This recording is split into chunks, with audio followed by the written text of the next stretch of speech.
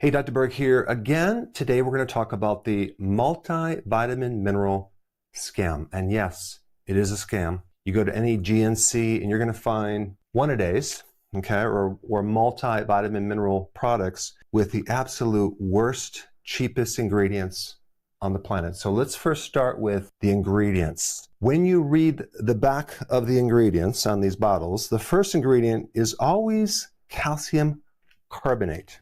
What is that? That's limestone. And also you need to realize that first ingredient is usually the majority of the product.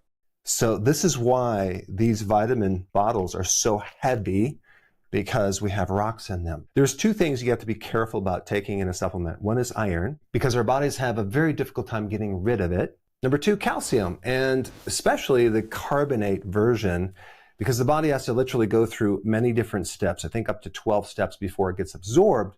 So we're not talking about the calcium that comes from cheese or dairy. We're talking about a calcium in the earth. So it's a very different form of calcium. All right, the next ingredient you're going to see in a lot of these products is magnesium oxide. Again, another very inexpensive ingredient. And the type of magnesium is very important because magnesium oxide has the lowest bioavailability, the absorption. So we're talking about like 3 to 4% gets absorbed versus magnesium glycinate, which is more expensive, but you absorb 80%. Some people say, well, oh, it's cheap. That's fine. I'll just take more. Well, the more you take, the more it becomes a laxative. So it comes with a package. It might be good if you have constipation, but other than that, that's not the form that I would recommend. And then we have the next ingredient, ascorbic acid. You have two types of vitamins. You have synthetic and natural. And even the synthetic ones, which are more man-made in a lab, they can call them natural because there's no legal definition of the word natural. Because synthetic could come from petroleum and that comes from nature, right? Or coal tar, well, that's from nature, it could be natural. You will probably hear from certain medical experts that there's no difference between natural and synthetic. If we're looking at the molecule, it's the same molecular structure at the basic level. But let me just ask you this, how can you tell me that you're going to take coal tar, okay, and you're going to take other chemicals and you're going to synthesize a vitamin and you're going to tell me that's the same as something that came from nature? You can't say that. And even if you look at the chemistry, it's not 100% the same because there's certain versions of that synthetic that don't really get absorbed in our body. So you can't say they're exactly identical. In nature, these vitamins never come as an isolated fraction. They come as a package with a lot of different things. And this is why, number 4, what is missing is something called cofactors. A cofactor is something that actually helps something. If we take a look at this book right here in biochemistry, this is one of my favorite books in biochemistry, Biochemistry and Molecular Biology by William Elliott. You know, when I took biochemistry in college, what they didn't really emphasize is the cofactors. Cofactors are vitamins and minerals. Biochemistry cannot work without cofactors, without vitamins and minerals. That's one of the purposes of why we need nutrition, okay, for these biochemical pathways to occur. If we're dealing with making hair and body tissue or even breaking down food, all these chemical pathways require certain nutrition. Now that's one purpose of nutrition. I'm kind of bouncing in this presentation, but I think it's important to know why we need nutrients in the first place. Why would you need a multivitamin and mineral? Well, because we can't get it from food.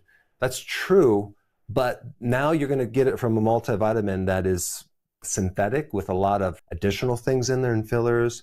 You may not be getting what you think you're getting. We need vitamins and minerals for cofactors. We also need vitamins and minerals to activate our genes. Like even vitamin D activates over 2,000 genes, right? And then you have other vitamins that are involved in the making of neurotransmitters in body tissue. In nature, you never see this one single vitamin. It's always in a complex. And this is why I'm very much against taking just one specific vitamin unless it has the other cofactors, because eventually you're going to deplete these cofactors if you're taking just one vitamin, especially in higher doses.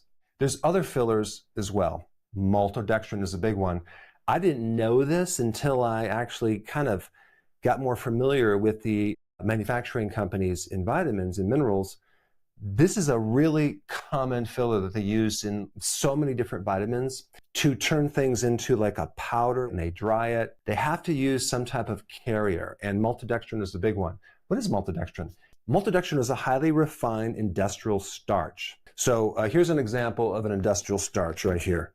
Corn starch. We're talking about a type of corn that's not even edible. It's called field corn or dent corn, very cheap. I mean, the taxpayers actually even subsidize that corn. So the price comes down to like under $200 per cubic ton. You can imagine how much of this stuff you can get for just pennies. And this is why they use it. It's a cheap filler. But it's not just a cheap filler. It comes with a package. It's not even classified as a sugar. It's classified as a complex carbohydrate. Well, I'm like, what? Like, what do you mean, like a potato or like rice? No. How can it be that if it acts so much like a sugar and it's so refined already? When you consume it, your blood sugar will spike way more than any sugar that you would eat. But somehow there's a legal loophole that they can call it a complex carbohydrate or a starch, but it behaves like a sugar. So when you have this in your supplements, you're just basically jacking up your blood sugar, which could easily nullify the benefits. When we talk about ascorbic acid, people think, oh, vitamin C. Well, this is a synthesized version of a part of the vitamin C complex called ascorbic acid, which is an antioxidant part. And they make ascorbic acid, usually like 90% plus is made in China. And they make it from GMO corn. And they also add sulfuric acid to it. So here they're taking this, gosh, corn again, everything is like made from corn, adding sulfuric acid, chemically making this ascorbic acid and packaging it in a very beautiful way. So you think you're getting this, wow, I'm getting this vitamin C. It's probably similar to the vitamin C from oranges. No, it's an industrial product. Now, I'm not saying that vitamin C doesn't work. Even the synthetic version doesn't work. All I'm saying is that I think it's important to know where it really comes from. And there is a big difference between the natural versus synthetic. If you look at the whole picture, and especially if you compare it to nature. Then we get into cyanocobalamin. Again, the synthetic version of B12. A lot of people have a genetic issue absorbing or converting into the active form of B12 and folate, which is vitamin B9. And so if they're taking the synthetic version like folic acid, not folate, or the cyanocobalamin versus methylcobalamin, there could be a problem because it doesn't get converted and it backs up into the system. The point is, if you take too much of that and you have that genetic issue, which by the way, over 40% of the population has that problem, they can end up with side effects. The other interesting thing about the ingredients is where do the raw materials actually come from to make these multivitamin mineral products? There's really only 3, maybe 4 companies right now that sell the raw ingredients for all of these synthetic vitamins, and they're chemical companies.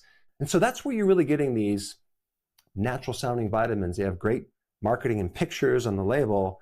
It's coming from a chemical company. So you're getting more chemicals synthesized into what you think is natural, but it's really not. That's the ingredients. We talked about the fillers. Let's talk about the ownership. Nearly 100% of all of these big multivitamin mineral products that sell these products in the billions are basically owned by big pharma or big food or big chemical or large investment groups, okay? They are not small companies, mom and pop shop. It's hard to know who's behind them as far as an individual. And this is the problem with any products. You want to kind of know who's behind the product and can you trust them? Unfortunately, Big Pharma has a history of criminal actions. So we're dealing with a lot of fraud within the Big Pharma industry. And so I personally want to know who's behind my vitamin and do they have a good track record? And what's their vision for the future? Is it to make more quality vitamins or is it to make cheaper vitamins? And that's really what you're dealing with. You're getting the cheapest thing possible so people can afford it, but at the cost of quality. Now, I also mentioned what's missing, actual, natural, from nature vitamins, and also these cofactors right here. So you have vitamins and minerals and trace minerals are cofactors that help biochemistry. But in nature, you also have phytonutrients. And that rarely ever comes in these products that I talked about unless it's in the synthetic form. And what's the purpose of those? Well, antioxidant, anti-inflammatory. There are so many different great health effects that occur from phytonutrients. And this is a lot about how they come up with certain drugs. They model it after natural remedies, especially antioxidants and phytonutrients. And then they try to synthesize it, and then they mess it up. And then there's this last point I want to talk about. Standardized does not equal pure extract. If you look at the back of a nutritional label, okay? And let's say, for example, you're buying a ginseng extract and it says 100 milligrams, and it says standardized to 10% of this, the active compound in ginseng, which is 0.5 milligrams. You're thinking, oh, I must be getting a small portion of the active version in a blend of ginseng. No, what you're getting is only 0.5% of this with 95% a filler. That's right. And that could be silica, it could be maltodextrin, any of these fillers. This is just another label loophole that they try to, scam more people. Even with some of the vitamins that I sell, I had to pay more to the manufacturing company to not have it with these hidden fillers. And I have to constantly police that because most of the raw material out there has all these additional things that you don't want in your supplement. Who owns some of the top multivitamin mineral products? Well, Centrum Silver. Centrum is owned by Pfizer, One a Day by Bayer, the same company that now owns Roundup Ready. Then we got Nature Made is also owned by another drug company that sells Abilify. But if we don't even talk about multivitamin mineral, just the top 100 vitamin companies on planet Earth, they're owned by 14 companies that are literally either big pharma, big food, aka junk food industry, or big chemical companies. And so I think it was just important to increase your awareness of what's really behind many of these multivitamin products. And they just might not be as natural as you might think. Now, since we're on the topic of natural and synthetic, there's a very, very interesting video I did a while ago on natural versus synthetic vitamin C that you must see. And I'm going to put that right here. Check it out right now.